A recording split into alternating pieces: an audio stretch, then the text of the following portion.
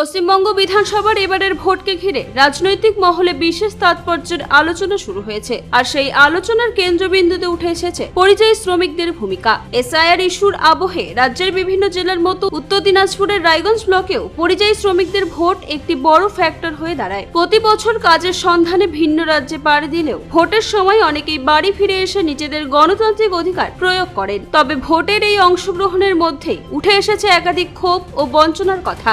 অনেক পরিযায়ী শ্রমিকের অভিযোগ, ভিন রাজ্য থেকে ফিরেও কেউ কেউ ভোটার তালিকা থেকে বাদ পড়েছেন। আবার যারা ভোট দিয়েছেন তাদের অধিকাংশেরই দাবি, রাজ্যে পর্যাপ্ত শিল্প কারখানা বা কর্মসংস্থানের সুযোগ না থাকায় বাধ্য হয়ে তাদের অন্য রাজ্যে যেতে হয়। চণ্ডীতলার এক পরিযায়ী শ্রমিক জানান, সংসারের দায়িত্ব কাঁধে নিয়ে পরিবার সহ বিভিন্ন রাজ্যে কাজ করতে বাধ্য হয়েছেন। তার কথায়, রাজ্যে যদি পর্যাপ্ত কাজ থাকতো তাহলে হয়তো বাড়ি ছেড়ে এত দূরে যেতে হতো না। একই সুর শোনা যায় শ্রমিক নজরুল ইসলামের গলায়ও। তিনি বলেন, দিল্লি মুম্বাইয়ের মতো শহরে কঠোর পরিশ্রম করেও সংসার চালাতে হয়। স্থানীয় বাসিন্দা রতিফুল রহমানের কথায়, পশ্চিমবঙ্গে পর্যাপ্ত শিল্পের অভাবেই আজ মানুষকে বিভিন্ন রাজ্যে ঠেলে দিচ্ছে। ফলে ভোটের সময় তাদের উপস্থিতি যতটা গুরুত্বপূর্ণ ততটাই গুরুত্বপূর্ণ হয়ে উঠেছে তাদের জীবিকা, নিরাপত্তা ও ভবিষ্যৎ নিয়ে প্রশ্ন।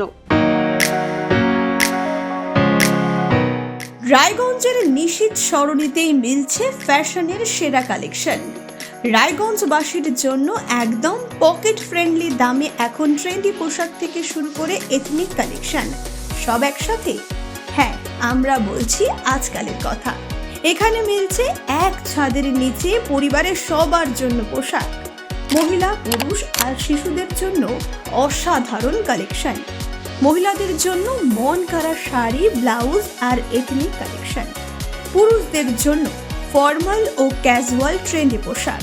শিশুদের জন্য রঙিন, আরামদায়ক ও ফ্যাশনেবল পোশাক, যা ছোটদের মুখে হাসি ফোটাবে। শুধু বৈচিত্র্যময় কালেকশন নয়, এখানে দামের সঙ্গেও পাওয়া যায় নিশ্চয়তা। সাশ্রয়ী দামে গুণমানে সেরা পোশাক পাওয়ার জন্যই আজকাল রায়গঞ্জের মানুষের আস্থার জায়গা দখল করেছে। ঠিকানা নিশীথ সরণি রোড, মোহনবাতি সংলগ্ন, রায়গঞ্জ, উত্তর দিনাজপুর।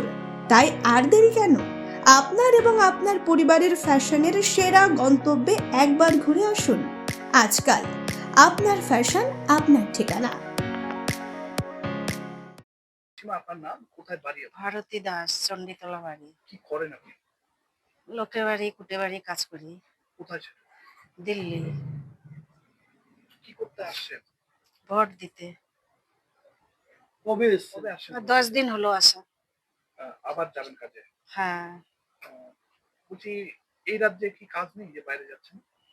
অনেক চেষ্টা করা হচ্ছে, কাজের দাম নাই, ওই পয়সা দিয়ে চলে না সংসার।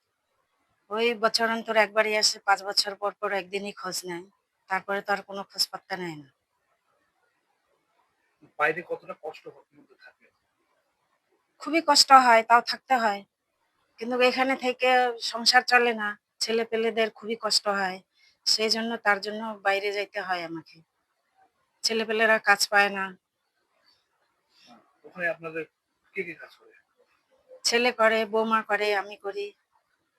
সে তো আপনারা বুঝতেই পারতেছেন কত কষ্ট হয়, কত যন্ত্রণা হয় নিজের দেশ ছেড়ে বিদেশে যাওয়া।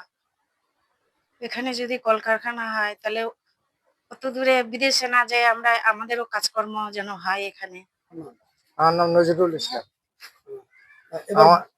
আমার ছেলে বাইরে থাকে, সে আইসে ভোট দিতে পারেনি, ভোটের টাইমে আসে। বাড়ির লোকজনরা আমার খুবই খারাপ লাগছে। দীর্ঘদিন ধরে ভোট দিয়ে আসতেছি, একটা ছেলে আমার ভোট দিতে পারেনি, এটা খুব আফসোস। তো আপনারা এসে মানে কোথায় কাজ করেন? আমরা বাইরেই থাকি, কোনো সময় দিল্লি থাকি, কোনো সময় বোম্বাই যাই, যেখানটায় যখন কাজ পাই সেখানটায় যাই কাজ করি। তাহলে ভোট তো আপনার ছেলে দিতে পারে না, তাহলে আবার কবে যাবে সে বাইরে? বাইরে এই সপ্তাহের মধ্যে আবার চলে যাবে। বাইরে যাই, পশ্চিমবঙ্গে আমরা পয়সা রোজগার করে কিছু উন্নতি করতে পারতেছি না, সেই জন্য আমরা বাইরে যাই। মানে দুটো পয়সা, 2-4 পয়সা রাখতে পারে না, খাইতে দিতে শেষ হয়ে যায়। ওই আমাদের এখানটায় কাজকর্ম খুবই কম পাওয়া যায়, একদিন কাজ করি, 2 দিন বসে থাকি, সেই জন্য বাইরে যাই, আমরা কন্টিনিউ কাজটা পাই। তো আপনি ভোট দিতে পেরেছেন? আমি দিছি, আমাদের পরিবারের মতোই সবাই দিচ্ছে, এক ছেলেই ভোট দিতে পারেনি। দাদা আপনার নাম? লতিফুর রহমান। আহ, এই যে ভোট হয়ে গেল, আপনি ভোট দিতে পেরেছেন? ভোট তো দিতে পারিনি, খুবই আফসোসজনক। কারণ দীর্ঘ যাবৎ অনেক দুটো এমপি ভোট, এমন পঞ্চায়েত ভোট দুটো, একটা এমএলএ ভোট দিয়েছি, এবার তো দিতে পারিনি, খুবই আফসোস। অনেক পরিযায়ী শ্রমিক যারা বাইরে দিন খাটে, দিন আনে খায়, আর এটা হচ্ছে গণতন্ত্র দিবস, এটাকে সবাই আমরা উৎসবের মতন পালন করি। এই যে ইলেকশন আসলো, পঞ্চায়েত বলো, লোকসভা বলো, বিধানসভা বলো, সবাই বাড়ি থেকে আসে ভোট দেওয়ার জন্য। অনেক কেউ আছে ভোট দিতে পারে না, অনেকেই আছে ধরে নেন যারা ভোট দিতে পারে না, তারা তো তারপরের দিনই চলে গেছে। কারণ ভোট না দিতে পারলে তো এটা তো আফসোস, তারপর খাওয়া দাওয়ার তো ব্যাপার আছে, ওদের সংসার আছে, পারিবারিক। তারা যে পরিবার ছেড়ে বাইরে থাকতে হচ্ছে তাদেরকে, এই বিষয়ে কি বলবেন? এখন গল্পটা হচ্ছে আমাদের যে পশ্চিমবঙ্গ সরকারের যে মমতা ব্যানার্জি অনেক কিছু করে গেছে, কিন্তু তার একটা কমি আছে, তিনি হচ্ছে কলকারখানাগুলো যদি করে দিত তাহলে বাইরে লোককে যেতে হতো না, পশ্চিমবঙ্গের সবাই এখানেই খেটে খেতে খেত। রায়গঞ্জ থেকে রামকৃষ্ণ দাসের রিপোর্ট, কুলিক নিউজ।